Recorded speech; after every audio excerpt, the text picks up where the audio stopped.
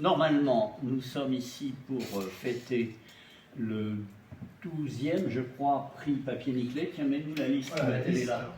Mais si quelqu'un veut bien compter que je ne me gourre pas, que c'est bien le 12e.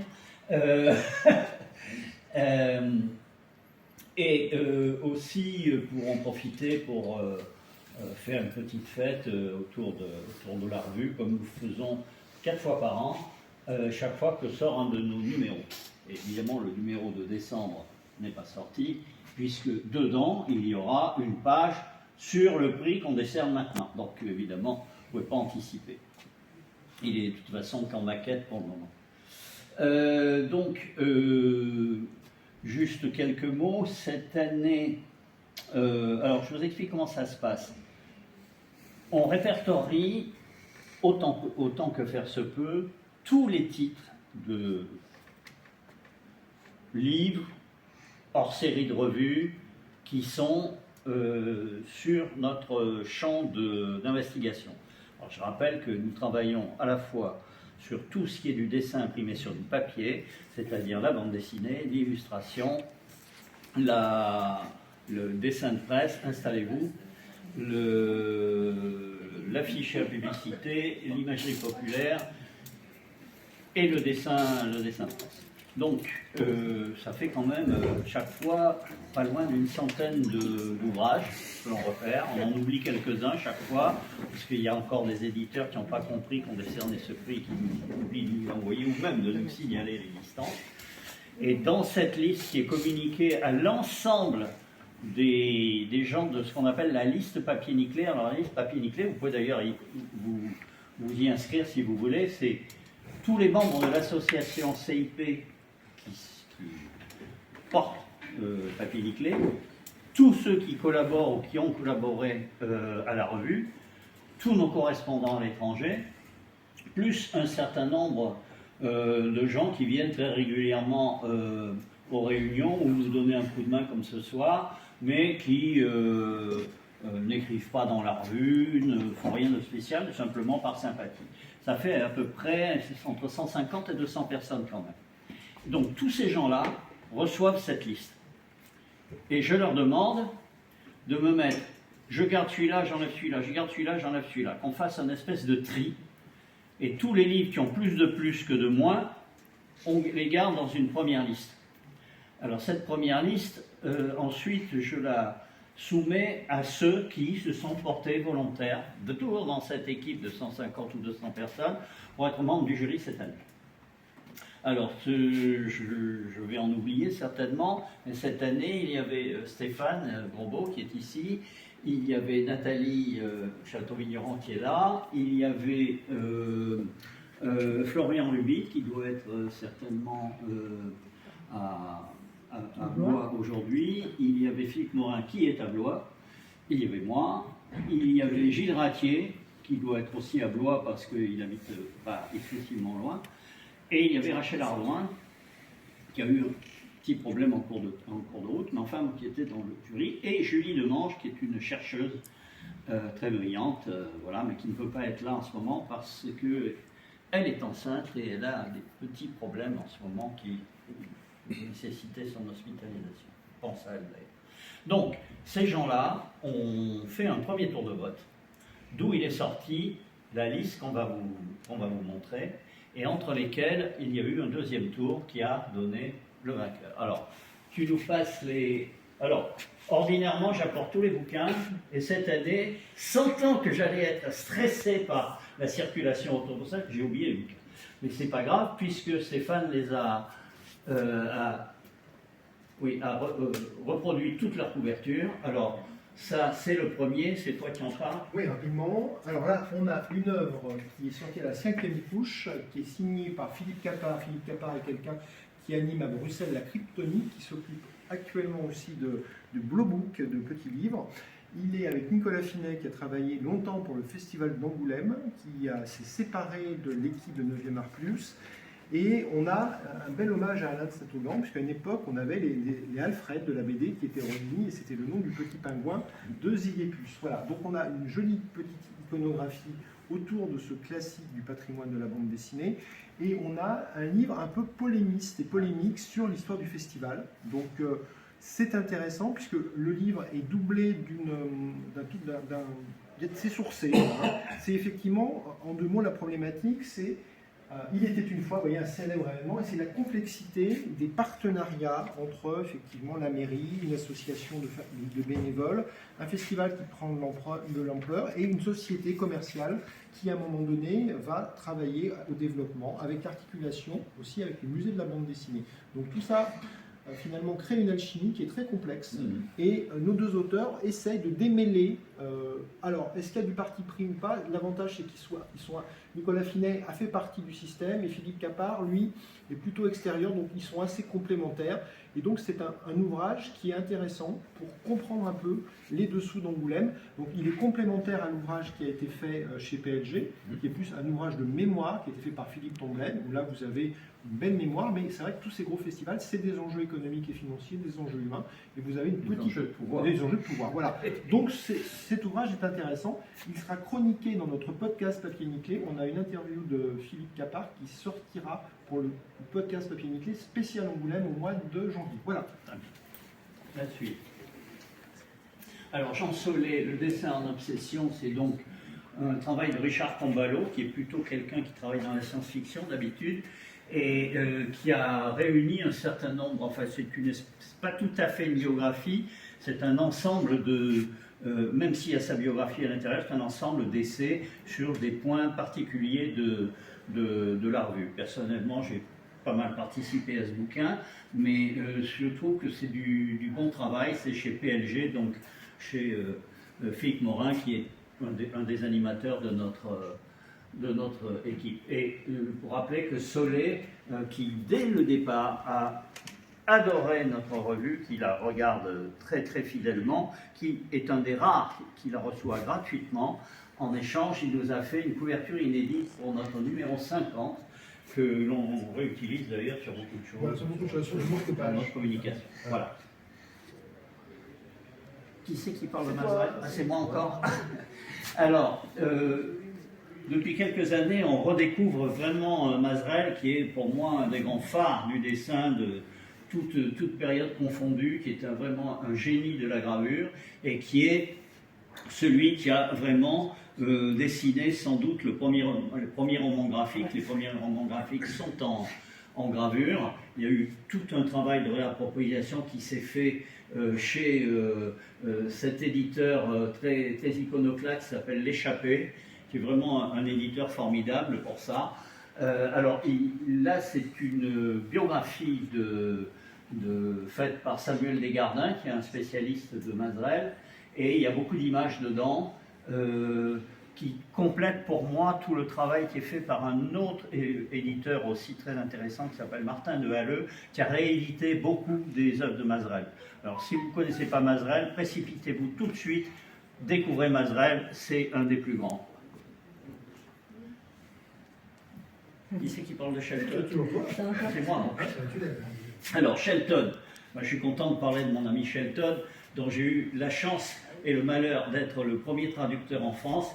Je dis la chance parce que ça a été un grand plaisir, et la malchance parce que la traduction était absolument épouvantable. C'est simplement qu'elle a été faite par Actuel, qui avait voulu faire un... Enfin bon, Bizot, il faut savoir qu'Actuel, on faisait le journal la nuit, parce qu'on était trop emmerdés dans la journée. Et un jour, Bizot me dit, il devait être 1h ou 2h du matin, il me dit « Qu'est-ce que tu penses si on faisait un hors-série avec les Freak Brothers ?» Je dis, c'est une idée géniale. Il me dit, ça te dirait de le traduire? Je dis, ah ouais? Et il me dit, tu peux faire ça pour 6h du matin? Pour que ça parte à l'imprimerie tout de suite.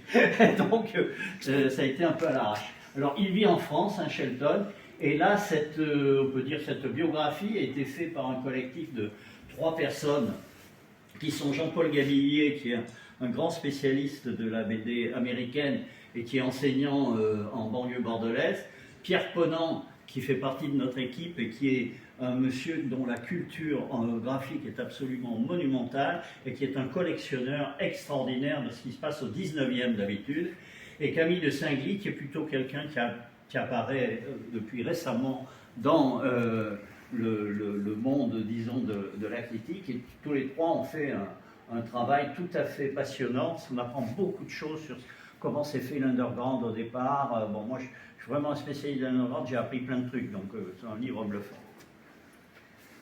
Alors, qui en parle? C'est moi, du coup c'est moi. Alors Jean-Pierre Dionnet, c'est un homme qui se dédouble. On avait déjà une première idée, c'est hors collection, épuisé, Un pont sur les étoiles, et ça passe au Diable Vauvert avec une version un petit peu augmentée.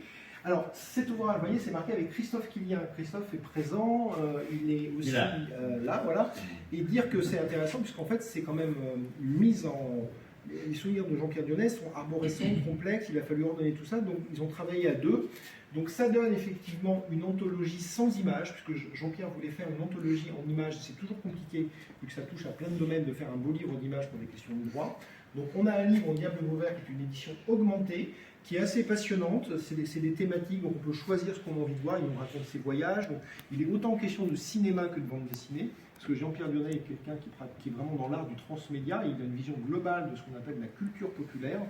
C'est un grand monsieur qui effectivement nous redonne envie de nous replonger dans toute cette histoire, l'histoire de Métal Hurlant, et tout en sachant que Métal Hurlant est toujours vivant, et après on retrouve Moebius, on retrouve tous les gens qu'il a aimés, et le travail de Christophe Quillien a été, je pense, intéressant, puisque ça a permis de synthétiser la pensée de Dionnet, et c'est un pavé, mais qui se lit vraiment bien, et qui permet aussi finalement d'avoir un rétro sur toute une partie de notre culture populaire qui demeure passionnante. Voilà. C'est Nathalie qui vient nous parler. Alors en plus j'ai le bouquin, moi, parce que c'est bien, il ne quitte pas. Vous savez que l'année dernière, c'est un livre, celui qui avait gagné, c'était sur Quentin Blake, merci, qui donc a lancé chez Flammarion une nouvelle collection sur les grands illustrateurs du XXe siècle. La première, c'est Tove Jansson. Vous connaissez probablement les Moumines, vous avez entendu parler, vous les avez vus. C'est d'une originalité, enfin, elle a vraiment... Ce bouquin, ce qui est extraordinaire, c'est que c'est à la fois une biographie, une monographie avec vraiment des illustrations remarquables. Tous les bouquins, et il va y en avoir un, alors ça, je l'avais noté sur un petit papier, ouais, je l'ai.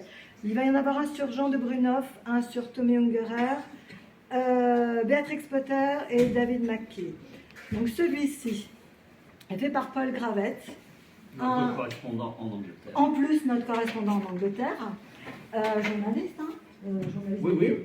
Et apparemment amoureux de Tove Jansson parce que c'est une déclaration d'amour à cette grande bonne femme qui est née en 1914, décédée en 2001. Et qui a commencé à dessiner et à publier dès l'âge de 14 ans. Voilà, elle dessinait sur les murs de sa maison. Elle a fait ses premiers moumines comme ça, sur les murs de la maison. Elle est née dans une ambiance très artistique. On aimait la musique, on aimait... Enfin bon, voilà, c'était vraiment une famille. Et alors, une vie très très originale. Bon, elle était homo. Elle n'en a jamais fait une cause, mais bon, elle a vécu tout à fait ouvertement son homosexualité et elle était aussi une grande écolo. Je vous conseille d'aller voir, il y a en ligne un documentaire de la BBC sur sa vie, son œuvre. On la voit elle, alors on la voit aussi souvent dans ses dessins, parce que c'est un peu la Hitchcock du dessin, elle se représente souvent. Il y a aussi un autoportrait d'elle, parce qu'elle était aussi peintre. Bref, ce bouquin, je l'ai lu en entier, relu, re-relu. Je vous le conseille, vraiment, comment vous dire, voilà, c'est une somme, en plus il n'est pas cher, il n'est pas gros, il est joli. Achetez-le. Ou volez-le, comme disait Rakir. C'est ce que j'ai fait. Pardon. Non, faut pas le dire, c'est filmé. Hein. Bon, Voilà. la suite. Très bien. La suite, c'est pour moi aussi, je c'est crois. encore toi. Oui, c'est encore moi. Alors là, je prends mes notes. Parce que là, comment vous dire? Henri de Fou.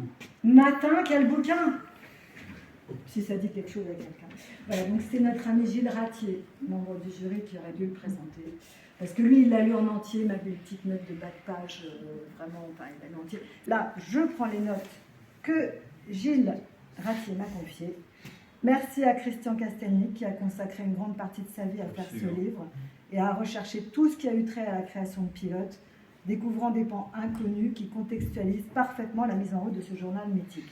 Il a su s'entourer d'une équipe de grands spécialistes de la bande dessinée, dont nous avons ici un représentant, Clément Lemoine, Patrick Gomer, Michel Lebailly, pour mettre en forme une formidable enquête, laquelle a abouti à un livre unique à propos d'un journal unique. Goscinny aussi savait s'entourer, tant de dessinateurs et de scénaristes, qui n'ont pas forcément toute leur place, à mon avis, dans le livre, mais bon, il fait que 320 pages, hein, donc voilà, peut-être qu'il y aura une suite. 320 pages captivantes, une machine à remonter le temps, abondamment et intelligemment illustrée, puisqu'on y retrouve reproduit en entier les 2 numéros 0 et le numéro 1. Bref, maintenant que je vous l'ai présenté, je crois qu'il va quand même falloir que je me l'offre. Voilà. Alors, il faut préciser quand même que l'éditeur et un des auteurs, Michel Lebailly, est aussi notre webmaster. Voilà. Et que Clément, comme Patrick Gomer, sont les fidèles de l'équipe. William Vance, une monographie. Alors, vous l'avez pour vous montrer le pavé. Donc, on est dans les monographies. Patrick Gomer, donc, qui a fait des dictionnaires de bande dessinée, nous a fait une belle monographie sur Covin, et on est à peu près sur le même volume. Vous voyez, ça fait dictionnaire, ça peut se ranger. Et William Vance, il est très connu pour la série 13, mais quand même pas que, parce que c'est un grand dessinateur dans le style réaliste. Et Patrick Gomer, à la demande de Yves Schlier, pour une collaboration, se sont dit qu'effectivement, il n'y avait rien vraiment sur ce dessinateur qui vend énormément. Et il a toute une partie de son œuvre, notamment Ramiro, hein, je ne sais pas si vous avez lu cette bande dessinée qui se passe, qui est très documentée, puisqu'effectivement, Vance avait cet amour de l'histoire. Il a commencé par des histoires vraies, justement, dans Tintin, et il a développé tout un univers. Bon, il est connu pour Bob Moran, mais c'est vrai que là, nous avons donc une approche thématique par série. Nous avons à la fois des cahiers d'images, puisqu'en fait, c'est William Vance qui rencontre Patrick Gomer. Patrick Gomer va chez William Vance, donc c'est un peu la méthode Sardou, c'est-à-dire on passe du temps avec un auteur, on tisse même des relations un peu amicales avec lui. Cet auteur livre, vous voyez, des cahiers graphiques, des images. Donc c'est très beau.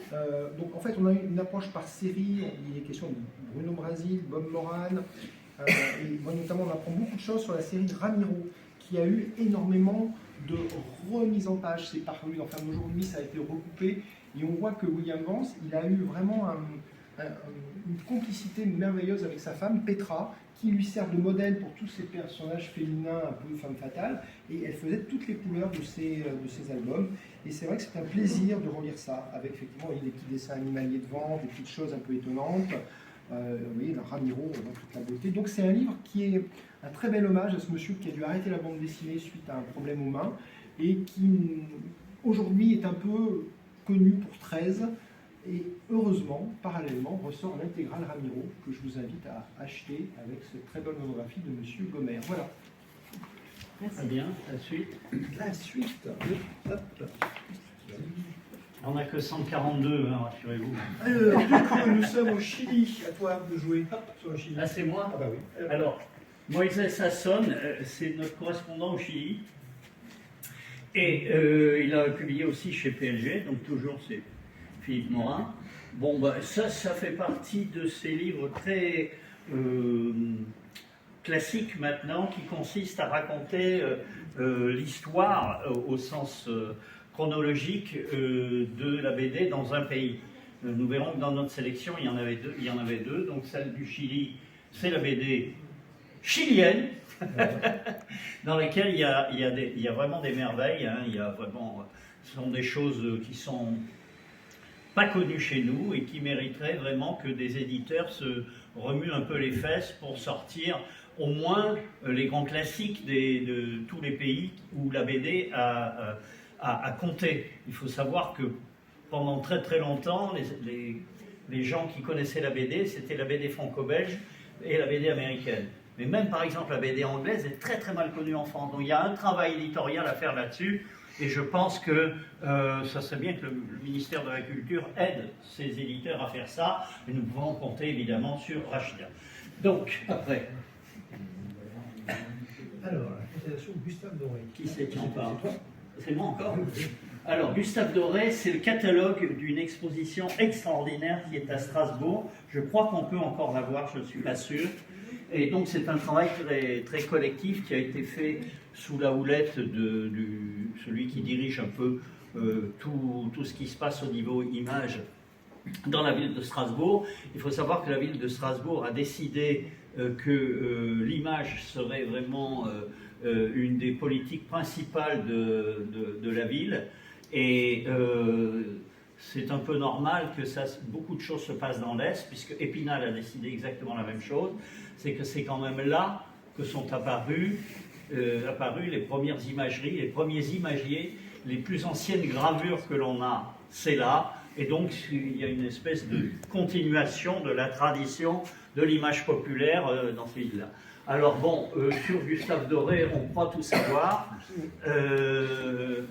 On peut apprendre beaucoup de choses en lisant ce livre, d'autant plus qu'il le remet dans la perspective du dessin de son époque. On voit beaucoup de choses. Moi, j'ai découvert vraiment des images, y compris de dessinateurs dont je n'avais pas entendu parler. Et je pense que c'est un ouvrage très utile. Et tous ceux qui l'ont lu l'ont vraiment adoré. Voilà. Si vous regardez bien, il y a un lien entre Gustave Doré et ce monsieur, Jean-Giraud Moebius, parce que sur la fin de sa vie, puis c'est une grande influence. Alors là, on parle d'une biographie de Christophe Quilien, paru au Seuil, dans un format très classique de biographie. Il n'y a pas trop d'images, parce que les images, on les connaît par ailleurs.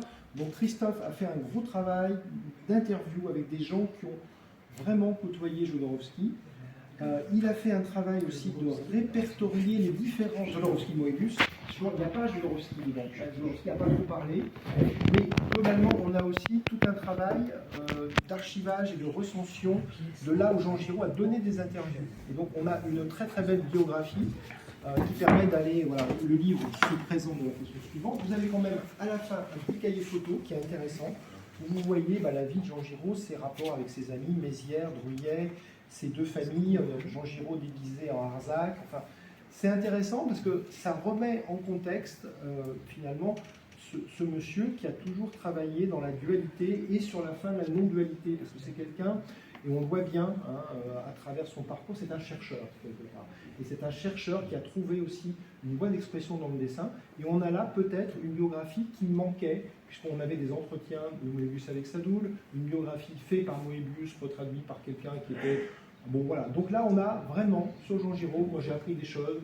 Il y a, par exemple, Philographe, qui connaît Philographe, c'est un projet de revue qui n'est jamais sorti. Donc on apprend des choses, et c'est voilà, vraiment pour les amateurs de Jean Giraud Moebius, c'est vraiment un livre à lire aux éditions du Seuil. Voilà.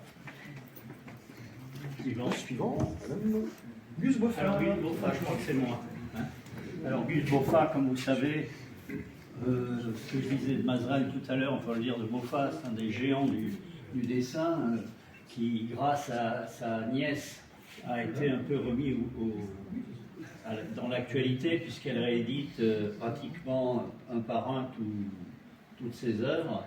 C'est vraiment un géant. Et il y a un galeriste et critique qui s'appelle Michel Lagarde, qui fait aussi partie de notre équipe, qui a réussi à mettre la main sur tout un ensemble de centaines de dessins originaux de Boffa, et qui fait plusieurs petits travaux. Il fait une espèce de cahier Boffa, il fait des choses comme ça pour faire connaître des dessins que souvent personne n'avait remarqué.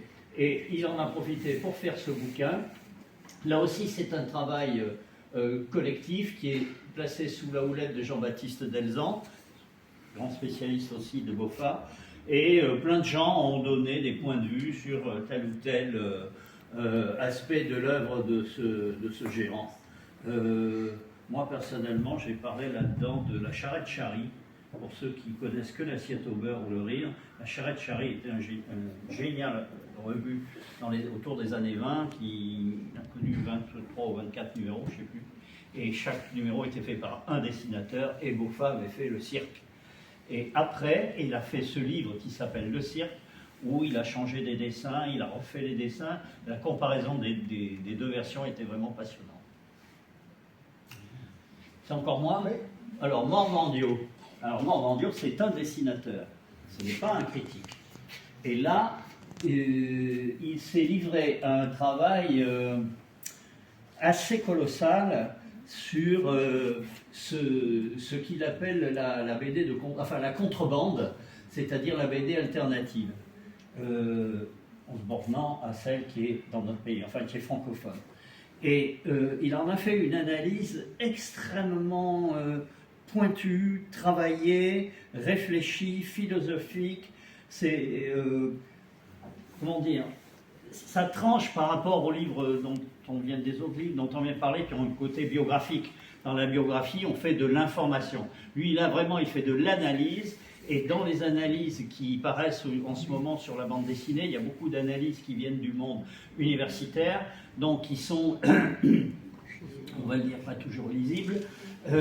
C'est-à-dire que si vous enlevez les notes, il reste 20 pages. Mais là, c'est vraiment un travail de réflexion du point de vue d'un dessinateur. C'est ça qui est vraiment très intéressant. Et j'en profite pour faire ma pub, puisqu'il a fait les 5 couvertures de la réédition de mes polars chez un éditeur de Rennes. Et c'est très iconoclaste ce qu'il a fait. Ça ne m'a pas plu tout de suite, d'ailleurs. Maintenant, ça me plaît beaucoup. Ça me met convaincant. À toi aussi. Ah bon, là aussi ben, c'est comme tout ce que j'ai dit sur la BD chilienne, vous pouvez le redire sur la BD espagnole. Parce que d'abord, c'est dans la même série, chez le même éditeur. Et il en a déjà fait d'autres les autres années. Mais en général, c'est fait par des gens très, comment dire, très connaisseurs. Moïse Sasson connaît tout de la BD chilienne. Et là, c'est une équipe de 5 personnes dont je ne connais personnellement que Antonio Altariba, qui est un de nos 2 correspondants en Espagne, et qui est le plus génial scénariste du moment, parce que ces BD sont vraiment formidables. Alors, sur la BD espagnole, il faut savoir que la BD espagnole est au moins aussi importante dans l'histoire de la BD que la BD belge. C'est-à-dire que sur un territoire qui n'est pas si éloigné au niveau surface, la BD a commencé très tôt par une revue qui s'appelait TVO. Et aujourd'hui, pour dire une bande dessinée en espagnol, on dit les TBOs. Et là, c'est pareil, ils ont des classiques extraordinaires. Et il y a, ce qui est très intéressant à étudier dans la BD espagnole, vous me direz dans la BD chilienne aussi, c'est que ce sont des pays qui ont connu des dictatures longues. Et comment les dessinateurs se démerdent pendant ce temps-là pour essayer quand même de gagner leur vie en faisant des choses sans forcément être les collabos du régime, c'est toujours très difficile. C'est qui? C'est toi. C'est toujours moi. Vous êtes pénible. Oui, ça veut dire que vous n'avez pas lu tout ce que C'est filmé. Alors, là, on était très embêtés. Alors, Antoine Sausvert, qui a fait ce livre absolument génial, fait aussi partie de notre équipe, mais le livre, il l'a sorti l'année dernière, juste au moment où nous, on arrêtait notre liste. Et on s'est dit, les gens ne vont pas avoir le temps de le lire, on le jugera l'année prochaine, ce qu'on fait pour d'autres livres. Hein. Sauf que le prix SOBD, qui est décerné une semaine après, eux, ils l'ont inclus et ils lui ont filé le prix. Donc, c'est un peu embêtant, 1 an après, de lui donner le prix, mais néanmoins, on trouvait que c'était un livre tellement important, parce que d'abord, il parle d'une période de la bande dessinée qui est constamment occultée, c'est-à-dire une période très douloureuse, puisque ça inclut l'occupation, et que André Dex, qui était l'auteur du Professeur Nimbus, qui paraissait absolument dans tous les journaux, hein. Tous les journaux avaient les strips du Professeur Nimbus. Et d'ailleurs, c'est un nom qu'on utilise encore aujourd'hui pour désigner certains personnages. Et André Dex était un homme très à l'extrême droite, qui a collaboré à mort. Et ce qui était intéressant, c'est qu'après à la Libération, il a été interdit, totalement interdit de publication. Mais la série Nimbus a continué, sous un pseudonyme dont on a appris au bout de 40 ans, c'est un pseudonyme collectif, André Dartel. Et on a appris beaucoup plus récemment que vraisemblablement, il n'y avait qu'André Dex qui signait Dartel. Il a continué en fait son œuvre. Il y a plusieurs dessinateurs qui ont été interdits comme ça. Je pense à Ralph Soupeau, qui était le plus grand dessinateur de fin des années 30 et de la période de l'occupation, qui a été le dessinateur de la collaboration et qui a été évidemment interdit et emprisonné. D'ailleurs, il a même été condamné à mort dans un premier temps. et qui, après, a réussi quelque chose dont pourraient rêver tous les gens qui doivent se planquer, c'est qu'il a changé de style, il a pris un autre nom et il a continué à publier. Et puis après, quand il a recommencé à travailler dans des revues d'extrême droite, racistes, antisémites et tout ça, alors lui, il n'a plus tellement parlé d'antisémitisme, il a pris un troisième pseudonyme et un troisième style. Tous ces détails-là, vous pouvez les trouver dans les numéros de papier nickelé, bien entendu. Celui qui a la collection complète, c'est déjà tout ce que je viens de dire. Très bien, ma fille. Alors, qui c'est qui annonce le prix? Non. Nathalie, tu vas annoncer le prix? Mais je sais pas. Je sais pas quel mot, quand même. Vas-y, annonce le prix. Plus cette année. Il faut préciser qu'il y avait 4 bouquins qui nous ont vraiment posé des problèmes parce qu'ils étaient tous vraiment les 4 qu'on avait envie de récompenser. Alors c'était très très difficile. Et après, c'est à un petit poil près, quoi. Voilà. Nathalie. Bah, voilà. Monsieur Kylian.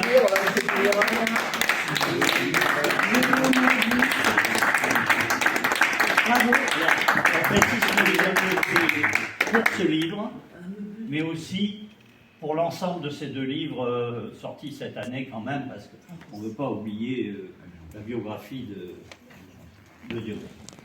On va avoir un petit moment d'échange avec Christophe juste après. On va faire un petit moment d'échange collectif. On va prendre les questions du public aussi. Mais cette année, on a une nouveauté à... Oui, ben, tu vas l'annoncer. Alors cette année, le jury, nous avons observé, vous avez vu, il y a 15 livres qui vraiment ils sont intéressants. Donc on vous incite à les acheter chez vos libraires, c'est important, pas sur Amazon, premier point. Deuxième point, papier nickelé, on aime bien défendre les revues. Et on a évoqué, tu as évoqué Pilote, la génération Pilote. Et donc on a décidé, face au travail à la fois de fond, d'histoire, et puis d'iconographie, de publier, ne serait-ce que si on achetait, on peut tout trouver le Pilote 1, le Pilote 0, c'est d'avoir ça dans cet album. Donc on remet une mention spéciale à Pilote, la naissance d'un journal. Et donc, j'invite éventuellement Clément à venir nous dire un petit mot. Il va alors le prix, ça va être quoi le prix? Je tiens à dire la chose suivante, c'est-à-dire que l'idée c'est honorifique, hein. Donc le gagnant a une collection complète, la mention spéciale n'a pas de collection complète, mais par contre, on met en avant les revues. Non, on va travailler sur les réseaux sociaux, c'est-à-dire, Clément, il y a déjà une interview dans un podcast papier nickelé. Il y aura une vidéo sur notre chaîne YouTube qui sera bientôt publiée. Et là, on te laisse dire un petit mot de présentation de l'ouvrage pour le public. Voilà. Un peu plus différent de ce qu'on a fait nous. Hein. Oui, mais merci, mais je vais dire un peu la même chose, parce qu'effectivement c'était très juste et très gentil. Moi je suis ravi qu'il existe une mention spéciale. C'est vrai que je crois qu'en tant qu'auteur, on a toujours un peu l'impression que son livre est spécial, mais du coup de se voir reconnaître, je trouve que c'est très gratifiant. Je pense que ce livre-là a effectivement une particularité, il est quand même effectivement un petit peu spécial. Et oui, je trouve que être récompensé par papier nickelé, ça a un sens particulier. Parce que non seulement il y a un lien entre Pilote et papier nickelé, même s'il y a effectivement entre-temps d'autres revues, l'Écho, Fluide, la BD Philly, enfin on peut imaginer beaucoup de liens entre les deux, mais aussi parce que ce sont des histoires d'équipe et des histoires de bande et des histoires de groupe. Et c'est vrai que souvent, les grandes choses, on ne les fait pas tout seul. Et donc nous on s'est intéressé à une aventure de presse, qui est la façon dont s'est créé le journal. Mais c'est vrai que c'était important pour nous de ne pas nous contenter de simplement un seul auteur, même s'il était prestigieux, mais de montrer que derrière, il y avait beaucoup de monde, y compris des gens qu'on n'avait pas retenus dans l'histoire et qu'on a essayé de sortir un peu nous aussi. Je voudrais faire 3 remarques. D'abord, il y a dans la salle quelqu'un qui a travaillé à Pilote, qui est Jean Mulatier, ici présent, qui a été quand même un des auteurs des Grandes Gueules, qui n'était pas rien dans Pilote. Voilà. La deuxième, c'est que la réflexion qu'on a eue sur cette histoire de mention, parce que jusqu'ici on n'avait jamais fait ça, moi je le vois, alors on n'a pas encore pris la décision qu'on doit prendre à l'Assemblée Générale qui va avoir lieu dans une dizaine de jours, mais je pense qu'il faudrait que ça serve de prémisse au fait qu'on pourrait décerner chaque année, en sus du prix papier nickelé pour le meilleur livre, un prix pour la meilleure revue. On y pense déjà depuis un petit moment et je pense qu'on va en parler, on va voir si c'est réalisable. Sur la revue, tu auras fait le meilleur travail dans l'année. Je pense qu'il y a beaucoup de revues sur l'image, bon, beaucoup de revues sur la BD, mais il n'y a pas que sur la BD. Et je pense que voilà, il faut que Papier Nickelé, petit à petit, commence à montrer tout ça. C'est disponible dans toutes les bonnes librairies, enfin, c'est très Oui. bien diffusé. Non. Oui, toutes, je ne sais pas, mais Non. les meilleurs. Les meilleurs. Voilà, c'est comme C'est-à-dire ça. que La Déviation, c'est le nom de la maison d'édition donc de Michel Lebailly. C'est un petit éditeur, hein. C'est un petit éditeur qui, comment dire, risque sa chemise dans cette affaire. C'est-à-dire que si ce livre fait un flop, je ne suis pas sûr qu'il va pouvoir continuer à faire de l'édition. Donc il y a un côté militant Oui. à acheter ce livre. Voilà. Ouais, c'est vrai. Non, voilà, juste rajouter une touche. Oui. C'est vrai qu'il y a, voilà, il y a 4 parcours individuels derrière le livre, qui est aussi effectivement un parcours collectif, et c'est ça qui est intéressant. Et je pense que c'est un livre qui a du sens aussi pour chacun de nous 4. Christian, dont on parlait tout à l'heure, qui effectivement, Brigitte parlait tout à l'heure, qui a passé 20 ans de sa vie à faire des recherches, à essayer d'aller voir les témoins, à fouiller les relevés météo pour C'est savoir hallucinant ce précisément qu'il y a. le plus, c'est vraiment la façon la plus précise possible comment les choses avaient pu se passer, et qui ensuite s'est entouré d'une bande et d'un groupe sur les réseaux sociaux, sur les forums, sur un site. Et Michel qui a dirigé la librairie Goscinny pendant longtemps, qui du coup maintenant s'occupe de la maison d'édition La Déviation. Effectivement, je pense que ce livre-là, c'est quand même un peu le livre somme de Parce la qu'il maison. fait plutôt des petits livres d'habitude, voilà, moins cher. Et puis Patrick Gomer qui a déjà quand même travaillé sur le sujet, qui a fait des années pilotes il y a longtemps, donc voilà, c'est comme s'il faisait un petit prologue à ce qu'il avait déjà écrit. Et moi, de tout ça, voilà, je suis ravi d'être là-dedans. Et j'en profite peut-être pour remercier le CNL, les ayants droit, les héritiers qui nous ont permis de faire ce livre-là, notamment les amis Lébrard, Philippe Charlier, et puis Christian Godard, qui vient de nous quitter, mais qui avait écrit la préface. Je pense que c'était une des dernières choses qu'il avait écrites avant de partir. Et On aurait dû le dire. Bravo pour ce Merci, travail.